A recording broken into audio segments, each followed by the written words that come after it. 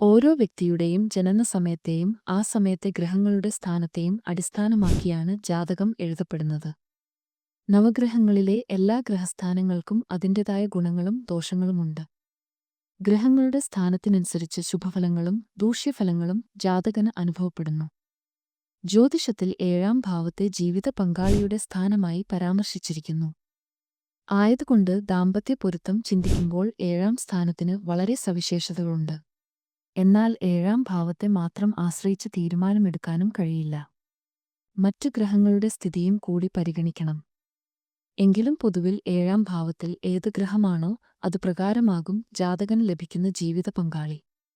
7-ാം ഭാവത്തിൽ സൂര്യൻ നിൽക്കുമ്പോൾ ജനിച്ചയാൾക്ക് വളരെ നല്ല ജീവിത പങ്കാളി ഉണ്ടാകും. വിവാഹശേഷം ജാതകന് ഉയർച്ചയ്ക്ക് സാധ്യത കാണുന്നു. 7-ാം ഭാവത്തിൽ ചന്ദ്രൻ ഉള്ള ജാതകന് സ്നേഹനിധിയും അനുകമ്പയുള്ളതും ആത്മീയ കാര്യങ്ങളിൽ താൽപ്പര്യമുള്ള പങ്കാളിയെ ലഭിക്കാം. 7-ാം ഭാവത്തിൽ ചൊവ്വ നിന്നാൽ പങ്കാളിയെ സ്വയം തെരഞ്ഞെടുക്കേണ്ടി വന്നേക്കാം. അവർക്ക് അനേകം നല്ല കാര്യങ്ങളും വന്നു ഭവിക്കാൻ യോഗമുണ്ട്. 7-ാം ഭാവത്തിൽ ബുധനും വ്യാഴവും നിൽക്കുന്നവർക്കും നല്ല ജീവിത പങ്കാളിയെ ലഭിക്കാനും വിവാഹശേഷം ധനധാന്യ സമ്പത്ത് നേടാനും സാഹചര്യം വന്നുചേരും. 7-ാം ഭാവത്തിൽ ശുക്രൻ, ശനി, രാഹു, കേതു ഗ്രഹങ്ങളാണെങ്കിൽ അത്ര നല്ല കളത്രഫലം ലഭിക്കാൻ സാധ്യത കുറവാണ്. എന്നാൽ മറ്റു ഗ്രഹനിലകൾ കൂടി കണക്കിലെടുത്ത് ചിന്തിക്കുമ്പോൾ ഇതിന് മാറ്റം വരാം. ഇത്തരം കാര്യങ്ങൾ മനസ്സിലാക്കിക്കൊണ്ടും നമ്മുടെ ജീവിത ലക്ഷ്യങ്ങൾ കൈവരിക്കാൻ പിന്തുണ നൽകുന്ന പങ്കാളിയെ ജീവിതത്തിന്റെ പ്രായോഗിക സാഹചര്യങ്ങൾ കൂടി പരിഗണിച്ചു വേണം തെരഞ്ഞെടുക്കാൻ. അല്ലാത്ത പക്ഷം തിരുത്താൻ കഴിയാത്ത സാഹചര്യത്തിലേക്കാവും ഒരുപക്ഷേ നമ്മൾ കടന്നു പോകേണ്ടി വരുന്നത്. ഇത്തരം പ്രായോഗിക പ്രശ്നങ്ങളിൽ നമ്മെ സഹായിക്കുന്ന പുരാതന ശാസ്ത്രമാണ് സാമുദ്രിക ലക്ഷണം. പെൺകുട്ടികൾ ഉള്ള മാതാപിതാക്കൾ ഈ കാര്യത്തിൽ ഒരു സാമാന്യ ജ്ഞാനം നേടുന്നത് ഭാവിയിൽ വരനെ തേടുമ്പോൾ സഹായകമാകും. പുരുഷ ജീവിത പങ്കാളിയെ തെരഞ്ഞെടുക്കാൻ സാമുദ്രിക ശാസ്ത്രം നമുക്ക് സഹായകമാകുന്നു. പ്രാചീന ഋഷിമാർ രൂപപ്പെടുത്തിയതാണ് ഈ പ്രായോഗിക മാർഗം. സാമുദ്രിക ശാസ്ത്രപ്രകാരം പുരുഷന്മാർക്ക് വേണ്ട ഗുണങ്ങൾ ഇവയാണ്.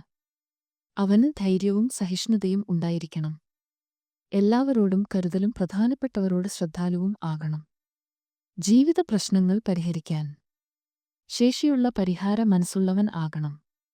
കുടുംബകാര്യങ്ങളിൽ ശ്രദ്ധയും ശേഷിയും വേണം. തൊഴിൽപരമായ പ്രശ്നങ്ങളെ കുടുംബത്തിൽ കൊണ്ടുവരാത്തയാളാകണം. സ്വകാര്യതയെ മാനിക്കുന്ന ഒരു നല്ല കേൾവിക്കാരൻ ആകണം. ജീവിത പങ്കാളിയുടെ ആവശ്യങ്ങൾ നിറവേറ്റുന്നവനും ക്ഷമയോടെ പ്രതികരിക്കുന്ന സ്വഭാവക്കാരനുമാകണം. കഠിനാധ്വാനം ചെയ്യാൻ മനസ്സുള്ളവനും ക്ഷമയും സ്ഥിരോത്സാഹവും ശീലിക്കുന്നവനുമാകണം ഉത്തമ പുരുഷൻ. ഉള്ളതുകൊണ്ട് തൃപ്തിപ്പെടാനും സന്തോഷത്തോടെ ജീവിക്കാൻ ആഗ്രഹിക്കുകയും ചെയ്യുന്ന പുരുഷന്മാർ ജീവിതത്തിൽ വലിയ ഉയർച്ചയിലെത്തും.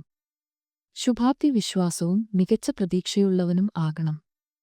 ഇക്കാര്യങ്ങളൊക്കെ തിരിച്ചറിയാൻ പ്രയാസമാണെങ്കിലും കുറച്ചെങ്കിലും മനസ്സിലാക്കി പ്രവർത്തിക്കുകയും ജാതകത്തിലെ 7-ാം ഭാവം നോക്കിയും കൂടെ സാമാന്യബോധവും ബുദ്ധിയും അനുസരിച്ച് ചിന്തിച്ച് വിവാഹം ഉറപ്പിച്ചാൽ മക്കൾക്ക് സംതൃപ്ത ദാമ്പത്യ ജീവിതത്തിന് അവസരമുണ്ടാകും.